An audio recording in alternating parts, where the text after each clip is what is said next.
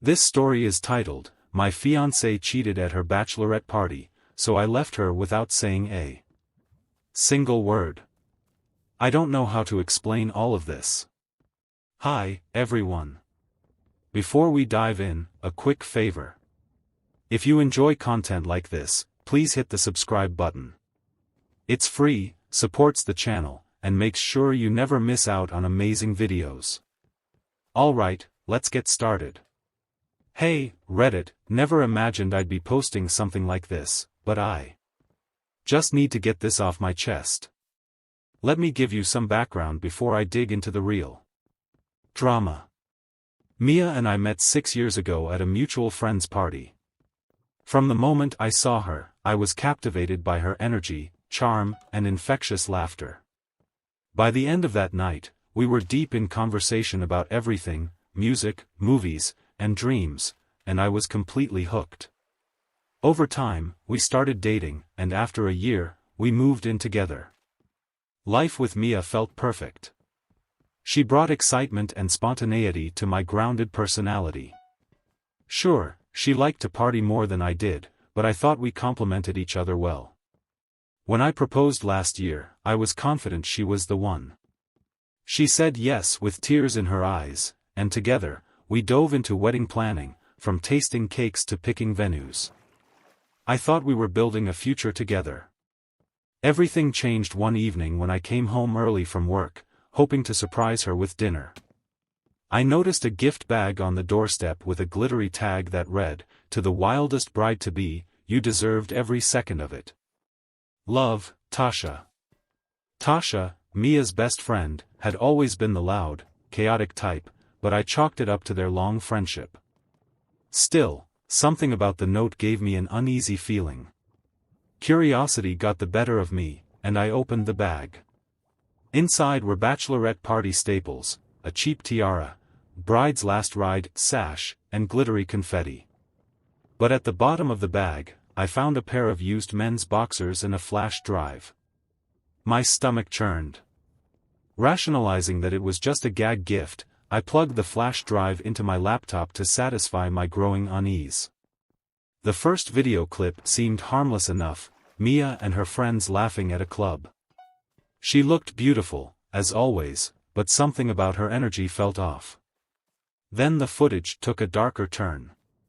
Mia was on stage at a strip club, grinding on a male stripper as her friends cheered her on. At first, I dismissed it as bachelorette party antics, but then the camera followed her as she led the stripper to a private room, giggling. Trying not to jump to conclusions, I told myself it could have been a harmless joke. But the next clip shattered any hope I had. It showed Mia sitting in a lounge area surrounded by 3 men, flirting, laughing, and drinking. One leaned in to kiss her, and she kissed him back. The video ended with Mia leading 3 men into what appeared to be a hotel room, while her best friend Tasha laughed and cheered in the background, calling her the bride of the year. The moment was gut-wrenching. I stared at the screen, feeling like my entire chest had been ripped apart. This wasn't the Mia I had spent 6 years of my life with. The woman I had fallen in love with, who would fall asleep on my chest during rom-coms, and who spoke excitedly about starting a family with me, was gone, or maybe she had never existed.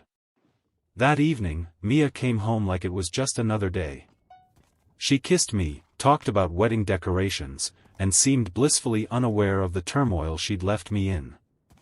I nodded and smiled, pretending everything was fine, but inside, I was broken. The video replayed endlessly in my mind, and I questioned everything. Were there signs I'd missed? Was this the first time, or had there been other betrayals? None of it mattered. What I did know was that the life I thought we were building was over. That night, I couldn't sleep. I lay staring at the ceiling, consumed by anger and hurt. Every laugh, kiss, and touch from the video felt like a dagger. I wanted to confront Mia, to demand answers, but I knew it wouldn't change anything. The trust was gone, and with it, my ability to see her as the person I thought I loved. The next morning, after Mia left for work, I made my decision. I grabbed a duffel bag and began packing my belongings. Clothes, toiletries, my laptop, and anything else essential went into the bag. I didn't waste time on furniture or shared items, she could keep them. I didn't care about the couch, the TV, or the kitchen gadgets. I just wanted out. As I packed, it hit me how unlike me this was. I've always been the kind of person who plans everything meticulously, but now I was throwing things together without any real direction.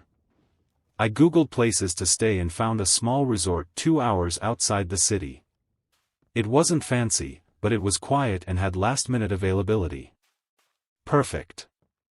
I booked a week, paid up front without thinking about the cost, and set my focus on leaving. Before I walked out the door, I grabbed a folder with all our wedding contracts. I had no intention of paying for a wedding that wasn't going to happen. The venue was the first on my list to cancel. I called and told them I needed to end the reservation. When they asked why, I simply said, change of plans. I wasn't about to spill my personal drama to a stranger. They informed me of cancellation fees, but I barely listened. It didn't matter.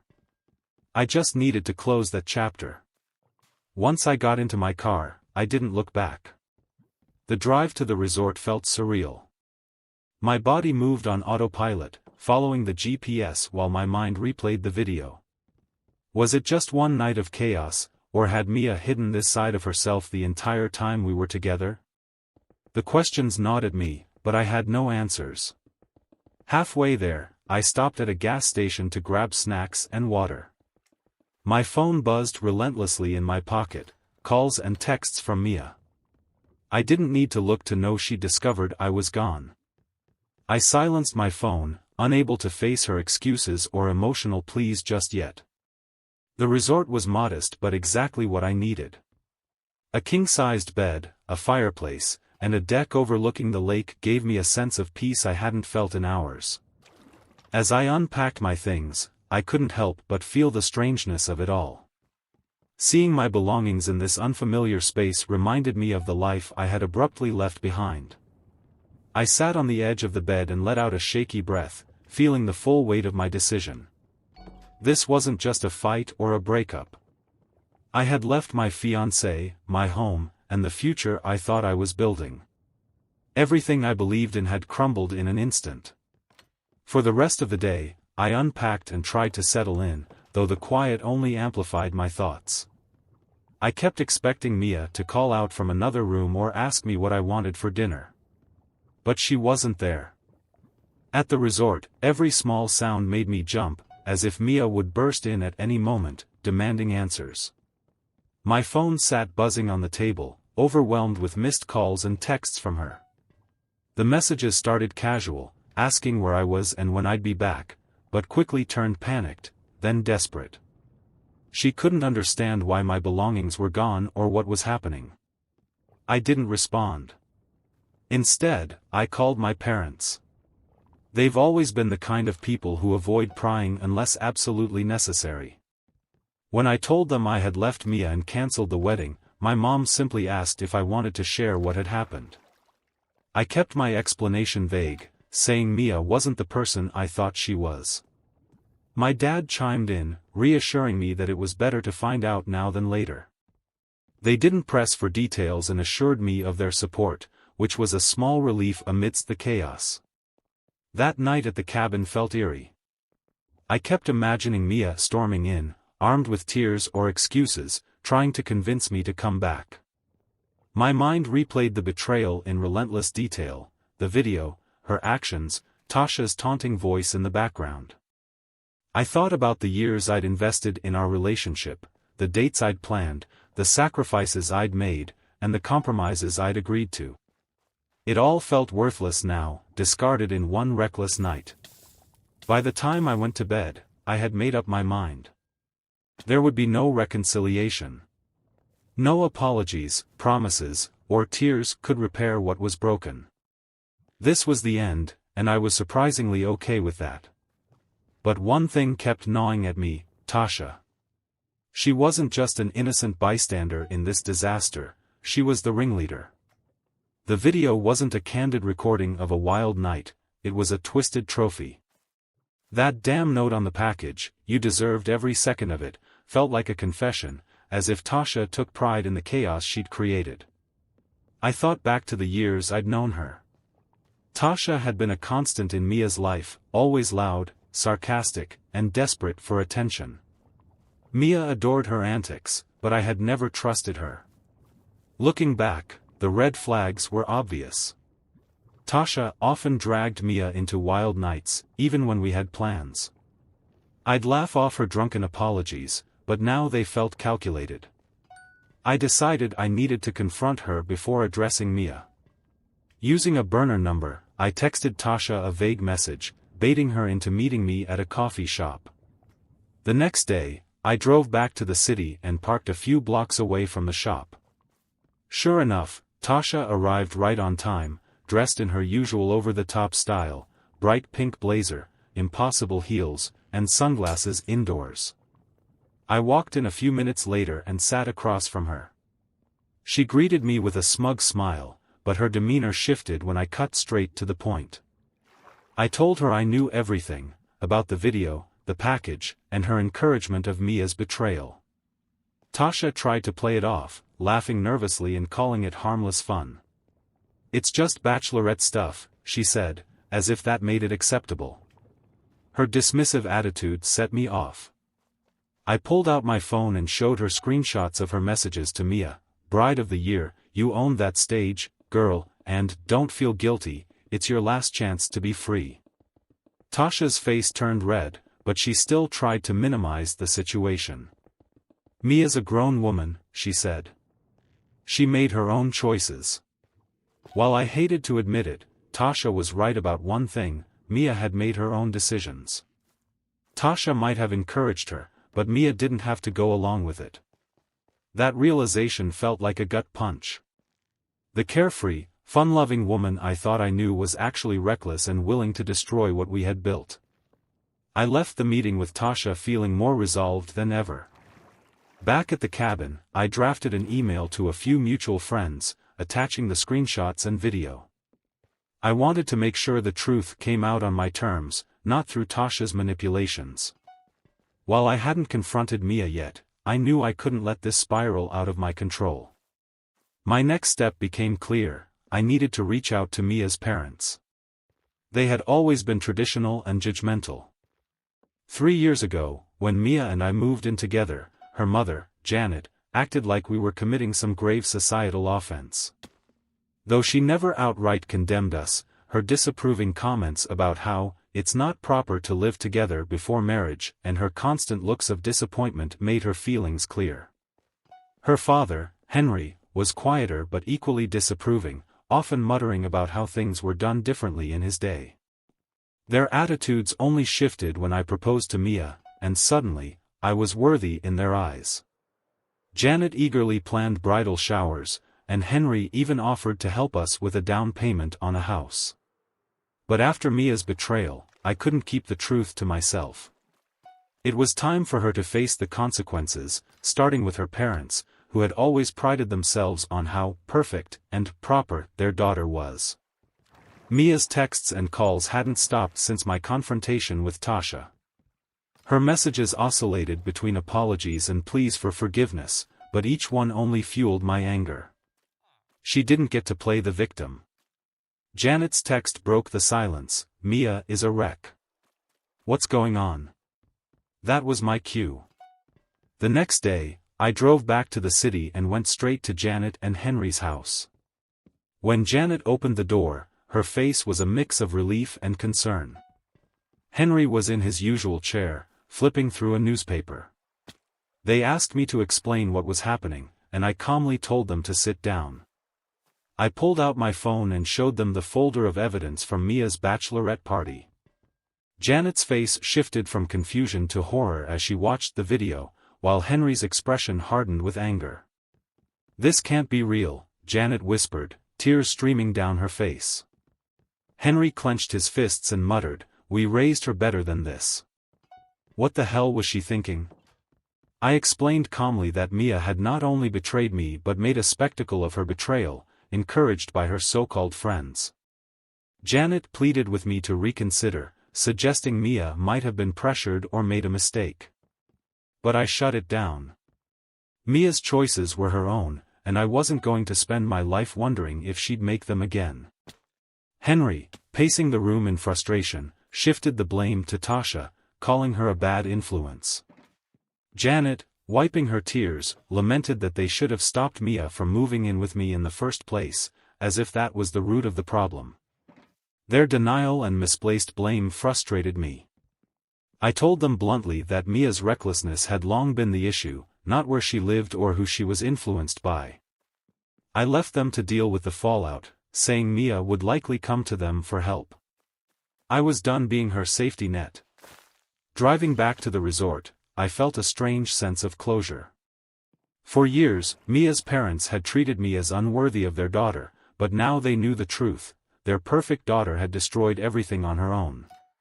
Later that evening, I received a voicemail from Janet, expressing devastation and apologizing on behalf of the family. She said Mia was falling apart and didn't know how to fix things. I deleted the message without a second thought. But I wasn't finished. Mia's actions and her friend's complicity needed to be exposed. I decided to reach out to Rachel, one of Mia's closest friends, who had been part of the chaos that night. While not as disruptive as Tasha, Rachel had cheered Mia on and played along as if it were harmless fun. I sent her a simple text: "Rachel, I know what happened at the bachelorette party. I've got the videos and messages to prove it. Don't play dumb. We need to talk." Rachel called me within minutes of my text, her shaky voice betraying her unease. She stammered excuses, claiming she didn't realize how bad things had gotten during Mia's bachelorette party. Her defense, claiming Mia was just drunk and going along with Tasha's antics, felt hollow. I cut her off, reminding her that real friends don't stand by and let such things happen. By the end of the call, Rachel apologized and promised to talk to Mia, though I didn't expect much. The situation soon spiraled further. Mia's parents must have confronted her after my visit because Mia started calling me relentlessly, while Tasha texted angrily, demanding to know what I had told people. I ignored them both. Rachel, however, took a different approach. Perhaps fearing the consequences of her complicity, she distanced herself from Mia and Tasha, telling their social circle she hadn't known the full extent of what happened. By the end of the week, Mia's reputation had completely crumbled, and she was shunned by the same friends who once idolized her. One of those friends, Chloe, reached out to me, expressing shock and sympathy. Though we weren't particularly close, her message was genuine, and it was a stark contrast to the insincere apologies I'd been receiving from Mia. Meanwhile, the rift between Mia and Tasha grew until it exploded into a public falling out. Tasha, tired of being scapegoated, lashed out, accusing Mia of being fully complicit in her own downfall. From mutual acquaintances, I learned that Mia's life was unraveling. Her parents, Janet and Henry, who had initially supported her emotionally and financially, began pulling back. Janet tried to reason with Mia, but Mia's response was to blame me, claiming I overreacted and ruined her life over one mistake. That argument didn't sit well with Janet and Henry. For years, they had been obsessed with maintaining their image of a perfect, proper family. Now, the scandal of Mia's actions, and the fact that their friends and extended family knew, was their worst nightmare. Mia's downfall, facing the consequences alone. When Mia's parents realized she wasn't taking responsibility for her actions, they kicked her out of the house. It wasn't an empty threat. They packed up her belongings, left them on the porch, and told her not to come back until she took accountability. Knowing Janet, she likely punctuated the moment with something like, "You're an embarrassment to this family." Mia's attempts to find refuge with Tasha were equally futile. After their explosive fight, Tasha wanted nothing to do with Mia or the mess she'd created. She refused to let Mia stay with her, knowing it would only bring more drama. Mia reached out to other friends, but most had already distanced themselves. Rachel ignored her calls, and others avoided getting involved.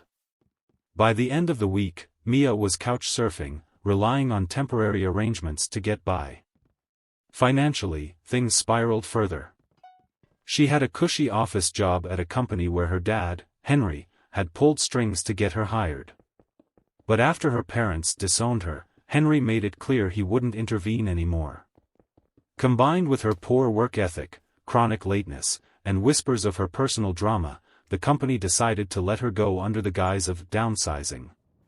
Hearing about Mia losing her job from Chloe, I felt a small sense of vindication, not because I wanted her to suffer, but because it was another example of her recklessness catching up with her. For years, Mia had coasted through life, relying on others to clean up her messes. Now, there was no one left to help. Desperate, Mia tried to reconcile with her parents, showing up at their doorstep in tears, begging to come back. But Janet and Henry didn't budge. They were done protecting her and refused to let her move back in. As her options dwindled, her texts to me became more frantic, filled with apologies and pleas for another chance. "I'll do anything to fix this," she wrote, but I didn't respond. Mutual friends like Eric also reported Mia's attempts to seek help. She called him, crying and asking for a place to stay, but Eric shut her down firmly, refusing to be manipulated. Eventually, Chloe told me Mia rented a room in a rundown apartment, using the last of her savings to cover the first month's rent. She picked up a part-time job at a coffee shop, but it wasn't enough to make ends meet. The most striking part was how quickly everyone turned their backs on her. Mia, who had once been the center of her social circle, the planner of parties, and the glue holding the group together, now found herself isolated. Tasha completely disassociated herself, claiming Mia was no longer her responsibility. Rachel cut ties entirely, saying she couldn't handle the drama. Even Chloe, who had tried to stay neutral, eventually stopped engaging with her. Mia had burned every bridge and was now left to rebuild her life from scratch. Watching her unravel brought me a strange sense of satisfaction, not because I wanted her to suffer, but because it validated the idea that actions have consequences. Mia had spent her life leaning on others to bail her out, but now she was alone, facing the reality of her choices. As for me, I focused on moving forward. Every day felt like another step away from the chaos she had created. Mia was on her own now, and honestly, that's exactly where she needed to be.